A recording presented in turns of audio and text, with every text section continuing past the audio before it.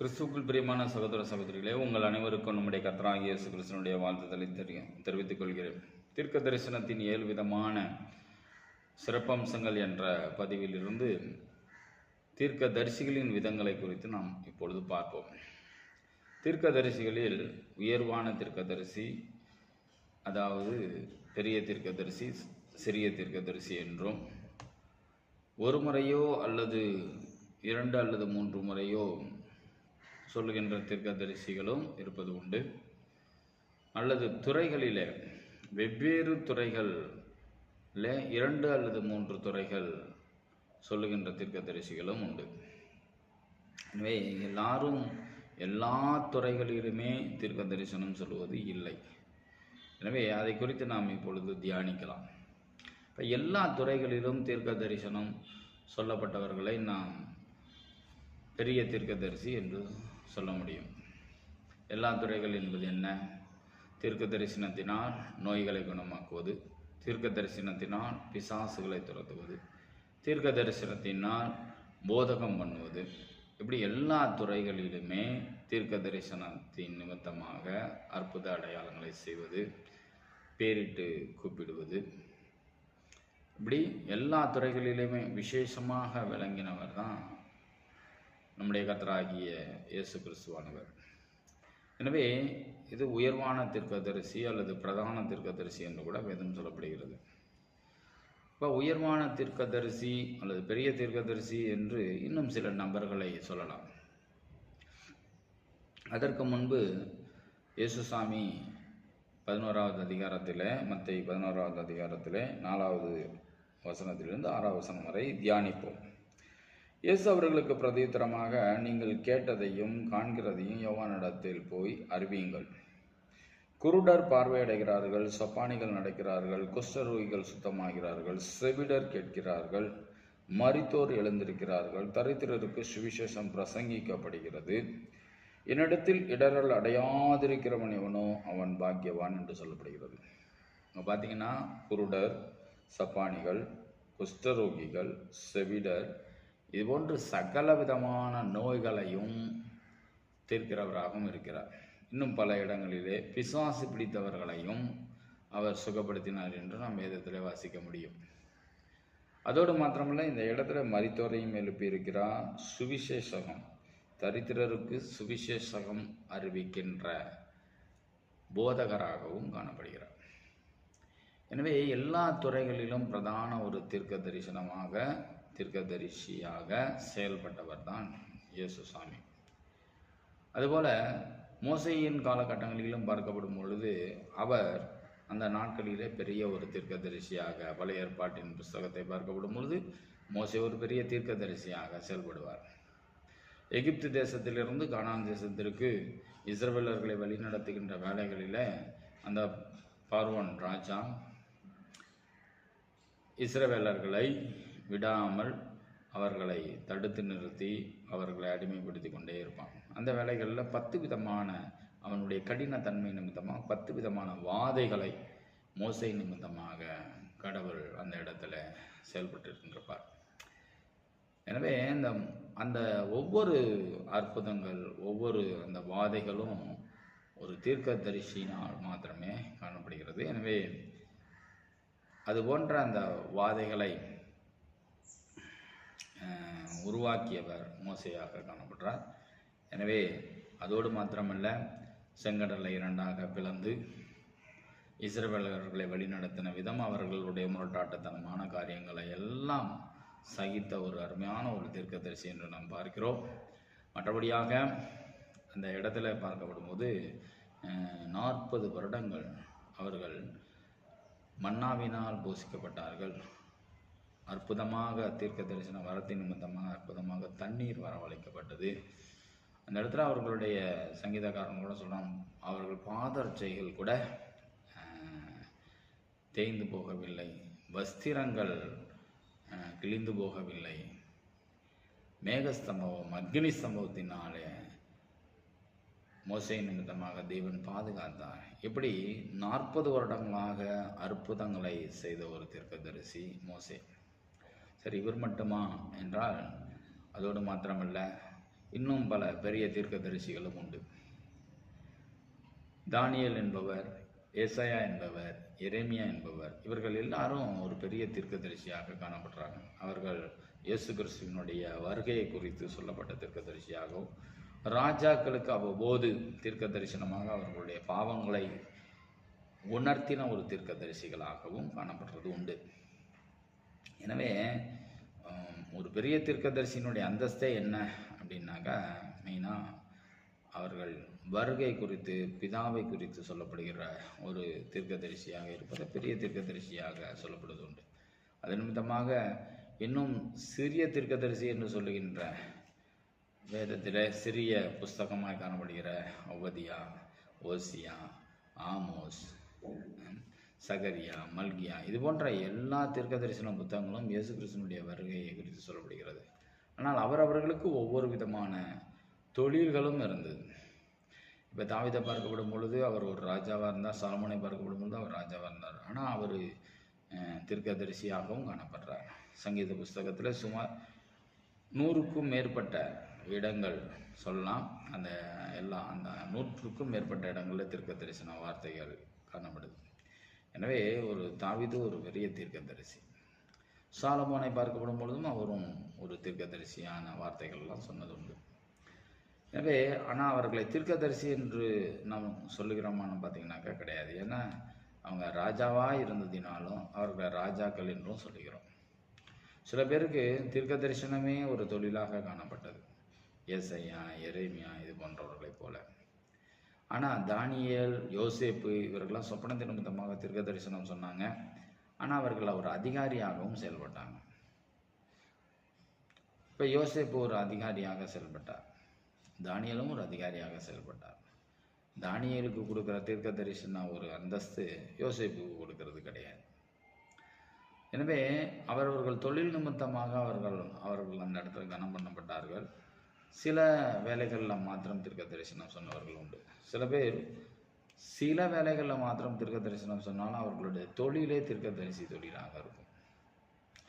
அவர்களை தேவ மனுஷன் என்றும் சொல்லப்பட்ட வேதத்தில் சொல்லப்பட்டது உண்டு. அப்போ தீர்க்க தரிசிகள் எல்லா துறைகளிலும் தீர்க்க தரிசனமாய் எல்லா தீர்க்க தரிசிகளும் இருந்தது கிடையாது.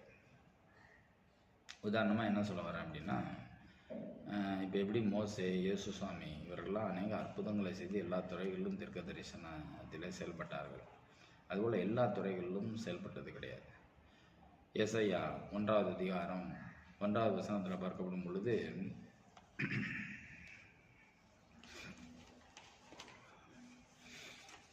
அவர் ஒரு இயேசு கிறிஸ்துவின் வருகை குறித்து துறைகளில் செயல்பட்டது மாத்திரமல்லாமல் அவர் அந்த அரசர்கள் காலங்களிலே, ராஜாக்கள் காலங்களிலே அவர்களுக்கும் தீர்க்க தரிசனம் தேவன் என்ன சொன்னாரோ அதை குறித்து சொல்லப்பட்ட காரியங்களும் உண்டு. இப்போ ஆமோஸின் குமாரனாகிய ஏசாயா 1வது அதிகாரம் 1வது வசனத்தில் சொல்கிறேன். ஆமோஸின் குமாரனாகிய ஏசாயா யூதாவின் ராஜாக்களாகிய உசியா, யோதாம், ஆகாஸ், எசேக்கியா என்பவர்களின் நாட்களில் யூதாவையும் எருசலேமையும் குறித்து கண்ட தரிசனம் என்று சொல்லப்படுது. அப்போ யூதாவையும் எருசலேமையும் குறித்து கண்ட தரிசனம். அப்போ இயேசு கிறிஸ்துவினுடைய வருகையை குறித்து ஏசாயா புஸ்தகத்தில் பல இடங்களிலே சொல்லப்பட்டிருக்கிறது. அதோடு சேர்ந்து அந்த நாட்டில் அந்த ராஜாக்களுக்காகவும் எருசலேமை குறித்தும் யூதாவை குறித்தும் கொண்ட தரிசனமாகவும் இருக்கிறது. எரேமியாவை பார்க்கப்படும் பொழுது விக்கிரக ஆராதனையில் சிதேக்கியா ராஜா இருக்கப்படும் பொழுது அவனை சுட்டி காண்பிப்பதற்காக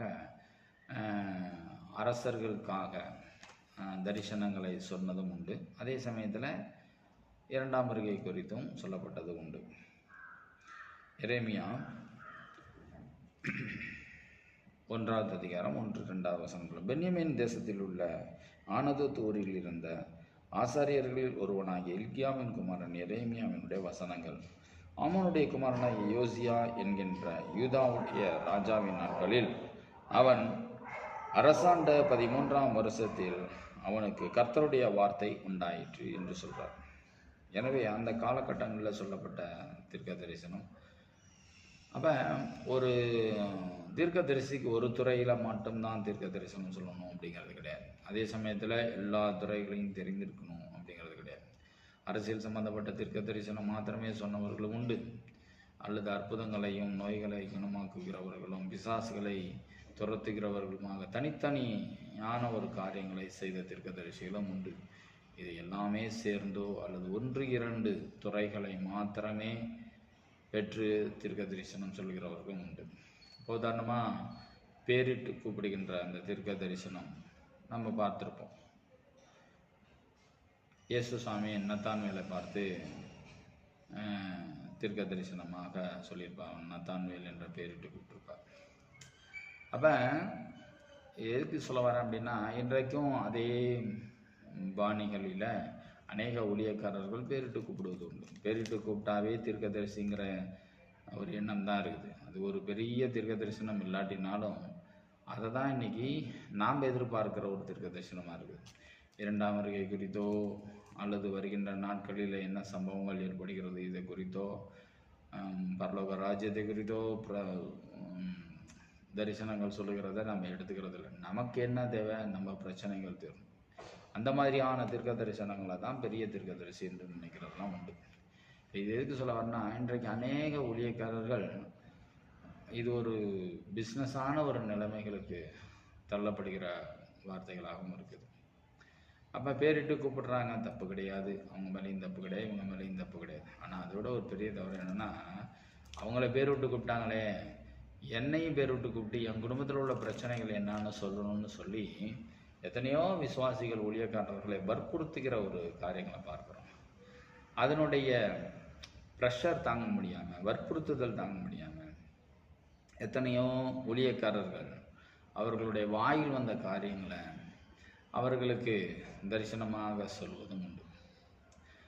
ஒருவேளை அது சரியாகவும் இருக்கலாம் அல்லது தப்பாகவும் இருக்கலாம்.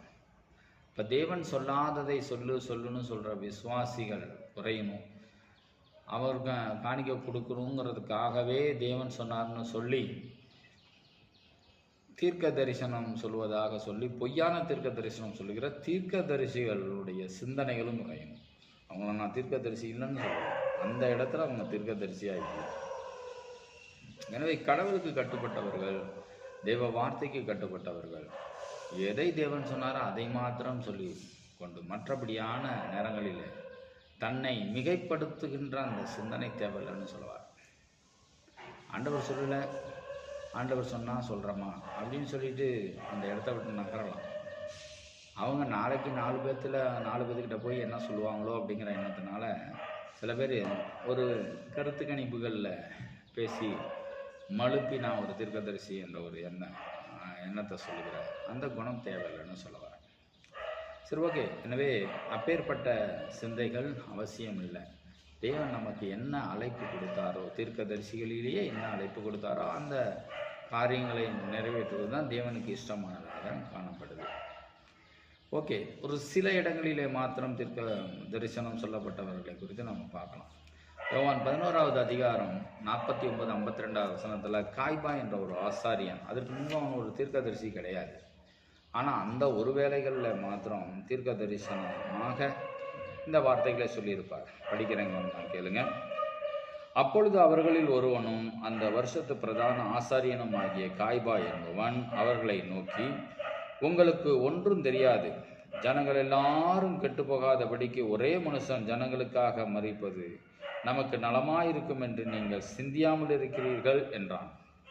இதை அவன் சுயமாய் சொல்லாமல் அந்த வருஷத்து பிரதான ஆசாரியனானபடியினாலே இயேசு யூத ஜனங்களுக்காக மரிக்கப் போகிறார் என்றும், அந்த ஜனங்களுக்காக மாத்திரமல்ல சிதறி இருக்கிற தேவனுடைய பிள்ளைகளை ஒன்றாக சேர்க்கிறதற்காகவும் மரிக்கப் போகிறார் என்றும் தீர்க்க தரிசனமாய் சொன்னான் என்று சொல்லப்படுகிறது.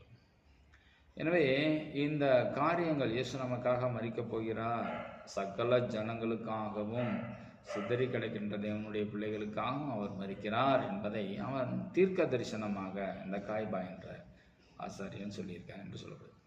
அப்போ இவர் இதுக்கு முன்பு தீர்க்க தரிசனம் சொல்ல, இதற்கு பிறகும் தீர்க்க தரிசனம் சொல்லப்பட்டதாகவும் சொல்லப்படலை. அந்த இடத்துல மாத்திரம் அவர் தீர்க்க தரிசனம் சொல்லியிருப்பார். அப்போ இதெல்லாம் ஒரு சில இடங்களிலே சொல்லப்பட்ட தீர்க்க தரிசனங்கள். இதை தான் நம்ம சிறிய தீர்க்கதரிசி என்றும் சொல்லுகிறோம். இதோடு மாத்திரமல்ல, இன்னும் பல இடங்களில் இது மாதிரி ஒரு சில இடங்களில் மாத்திரம், ஒன்றோ இரண்டோ இடங்களில் மாத்திரம் சொல்லப்பட்ட தீர்க்கதரிசிகள் அநேகர்கள் வேதாகமத்தில் காணப்படுகிறாங்க. அதில் ஒரு நபரை குறித்து நம்ம பார்க்கலாம். அவர் முழு நேர ஊழியக்காரராகவும் இருக்கிறார். அதுக்கு முன்பு தீர்க்க தரிசனம் சொன்னால் தான் இல்லையான்னு தெரியாது. ஆனால் இந்த 1 ராஜாக்கள் 13வது அதிகாரத்தில் அவர் ஒரு தேவ மனுஷன் என்ற பெயரில் அவருடைய தீர்க்க தரிசனத்தை நம்ம பார்க்கலாம். யெரொபெயாம் என்ற அந்த ராஜா, இஸ்ரவேலின் ராஜா ஆண்ட காலங்களில் இஸ்ரவேல் ஜனங்கள் சிதறி போகாதபடிக்கு அவன் ஒரு தவறான காரியங்களை செய்வான். அதோடு தன்னை மிகப்படுத்திக் கொள்ளும்படியாகவும் பலிபீடத்தை உண்டாக்கி பொய்யான ஆசாரியர்களை உருவாக்கி அந்த இடத்துல தூபம் காட்டும்படியாக செய்திருப்பான். இதை பார்த்து அந்த தேவ மனுஷனாகிய தீர்க்கதரிசி அவன் செய்த தவறுகளை பார்த்து, யோசியா என்ற ஒரு மனுஷன் பிறக்கின்ற காலத்தில் அந்த ஆசாரியர்கள் எல்லாம் கொல்லப்படுவார்கள், அவர்களுடைய சாம்பல் இங்கே சிதறப்படும் என்று சொல்லுவோம். அப்பொழுது இந்த அதற்கு அடையாளமாக இந்த பலிபீடம் இப்பொழுது வெடித்து சிதறும் அப்படின்னு கூட சொல்லியிருப்பார். இதை கேட்ட உடனே அந்த யெரொபெயாமுக்கு கோபம் வந்து கை நீட்டி அவனை பிடிங்க அப்படின்னு சொல்லியிருப்பான். அந்த கை மறுத்து போயிடும். அப்போ அந்த கை மறுத்து போகப்படும் பொழுது அந்த இடத்துல அற்புதம் செய்வார். கை மீண்டும் சரி செய்யப்படும். அது ஒரு தீர்க்க தரிசனமாக இருக்குது. அதோடு சேர்ந்து அவர் சொன்னது போலவே அந்த இடத்துல பலிபீடம் சிதறப்படும், வெடித்து சிதறப்படும். அது வருகின்ற தீர்க்க தரிசனத்துக்கு அது ஒரு அடையாளமாக சொல்லியிருப்பார். எனவே அந்த காரியங்களும் யெரொபெயாம் அவன் பாவத்திலேயே கடைசி வரை மனம் திரும்பும் பாவத்திலே இருந்தபடினால அந்த நாட்களில் ஆசாரியர்கள் எல்லாம் அவர்கள் கொல்லப்படுவார்கள். சரி, இப்போ இந்த இடத்துல தேவ மனுஷனுக்கு விரோதமாக எழும்பின அந்த ராஜாவுக்கு தேவன் தண்டனை கொடுக்காது. இதுலேருந்து என்ன தெரியுது? தீர்க்கதரிசிக்கு விரோதமாக எந்த அதிகாரத்தில் உள்ளவர்களாக இருக்கட்டும், அதிகாரம் இல்லாதவர்களாக இருக்கட்டும், எழும்போது நலமல்ல. அது ஏன்னா அது தேவனுடைய வார்த்தை. நான் திரும்ப சொல்கிறேன், தேவனுடைய வார்த்தைக்கு விரோதமாக எந்த மனுஷன் எழுப்பினாலும் தேவன் நியாயந்திருக்கிறார். அது ராஜாவாக இருக்கட்டும், இல்லை மற்ற ஊழியக்காரர்களாகவே இருக்கட்டும். அப்போ அது ஒரு பொய்யான வார்த்தையாக இருந்தால் அதையும் தேவன் அந்த பொய்யான தீர்க்கதரிசியை நியாயந்திருக்கிறார். அது வேற ஒரு காரியம். எனவே இந்த யெரொபெயாம் அவன் ஒரு தீர்க்கதரிசி என்பதை கண்டு அவன் வீட்டில் விருந்து பண்ணுகிறான், வா வந்து சாப்பிடுன்னு சொல்கிறப்ப, உனக்கு வெகுமானங்களையும் தருவேன்னு சொல்கிறப்ப அவர் என்ன சொல்வார்? எனக்கு எதுவும் வேணாம், நான் ஒரு வீட்டில் சாப்பிடவும் கூடாது, புசிக்கவும் கூடாது, அந்த வழியில் வரவும் கூடாது, ஒரே வழியில் திரும்ப போகக்கூடாது என்று தேவன் எனக்கு சொல்லியிருக்காரு என்று சொல்லி அந்த இடத்த விட்டு கடந்து போயிருப்பார். இதை கேட்ட ஒரு கிழவனான ஒரு தீர்க்கதரிசி அந்த ஊர் பகுதியில் இருக்கிறவ என்ன பண்ணுவார்? அவன் ஒரு கர்வாலி மரத்தின் அடியில் உட்கார்ந்துருக்கப்படும் பொழுது பசியும் பட்டினியுமா ரொம்ப ரொம்ப ஒரு சங்கடமான ஒரு நிலைகளில் தான் அநேகமாக இருந்திருப்பார்னு நினைக்கிறேன். எனவே அந்த கிழவனாகிய தீர்க்கதரிசி வா எங்கள் வீட்டில் வந்து சாப்பிட்டுட்டு போ அப்படின்னு சொல்கிறப்ப ஆண்டவர் சொல்கிற அதே வார்த்தையை திரும்ப அவர் சொல்லுவார். நான் ஒரு இடத்துக்கு போகிறப்ப புசிக்கவும் கூடாது அப்படின்னா, இந்த இடத்துக்கு வந்ததுக்கு புசிக்கவும் கூடாது, சாப்பிடவும் கூடாது, வந்த வழியில் திரும்பி போகவும் கூடாது என்று ஆண்டவர் சொல்லியிருக்காருன்னு சொன்னேன். என்கிட்ட ஆண்டவர் சொல்லியிருக்காரு, உனக்கு சாப்பாடு போடும்படியாக, உனக்கு விருந்து பண்ணும்படியாக ஆண்டவர் சொல்லியிருக்காருன்னு சொல்லி கூட்டிகிட்டு போய் அவனுக்கு விருந்து பண்ணுவான். ஆக்சுவலாக அவன் ஒரு தீர்க்கதரிசியாக இருந்தாலும் அந்த வேலைகள்லாம் அவன் பொய்யான தீர்க்க தரிசனத்தை சொல்லியிருப்பான். சாப்பிட்ட பிறகு அவன் சொல்லுவான், நீ ஆண்டவர் சொன்னதை கேட்காம நீ சாப்பிட்டபடியினாலே நீ போகின்ற வழிகளில் நீ இறந்து போவ, அதோடு உன் பிதாக்களின் கல்லறையில் சேர்க்கப்பட மாட்டேன் அப்படின்னு சொல்லி அந்த கிழவனாகிய தீர்க்கதரிசி சொல்லுவோம். எனவே ஆண்டவர் நமக்கு எதை சொன்னாரோ அதை நம்ம செய்யணும். அதை விட்டுட்டு வேறொரு தீர்க்கதரிசியோ பாஸ்டரோ சொன்னால் கூட நம்ம நம்பக்கூடாது. ஓ பாஸ்டரே சொல்லிட்டாரு அப்படின்னு.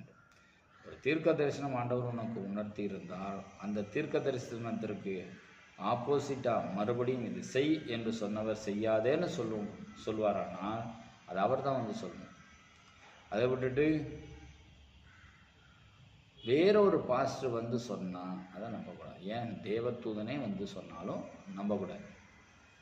அப்போ தேவன் யாரை அனுப்பி சொன்னாரோ அவர்களே வந்து சொல்லும்படியாய், அல்லது தேவனே வந்து சொன்னாலும் அவரே வந்து சொல்லும்படியாக அதற்காக நம்ம காத்திருக்கணும். அதை விட்டு மாறி நம்ம செயல்படும் பொழுது அது நமக்கு சாபமாக மாறுகிறது. இந்த தேவ மனுஷனுக்கு அது போன்ற சாபமாக காணப்பட்டது. அதோடு அந்த கிழவனாகிய தீர்க்கதரிசி, அவன் தீர்க்கதரிசி தான், அவன் பொய்யாய் சொல்லி ஒருத்தங்களை பாவத்துக்குள்ளே கொண்டு வந்தனால தேவன் அவனையும் விடுவது இல்லை. அதோடு அவன் மரணம் வருத்தப்பட்டு அவன் சொல்கிறான், அந்த மனுஷனை இவனே அடக்கம் பண்ணிட்டு, அந்த தேவ மனுஷனை அடக்கம் பண்ணிட்டு, அந்த கிழவனாகிய தீர்க்கதரிசி அடக்கம் பண்ண பிறகு இந்த இடத்துலையே என்னை அடக்கம் பண்ணுங்க அப்படின்னு சொல்லி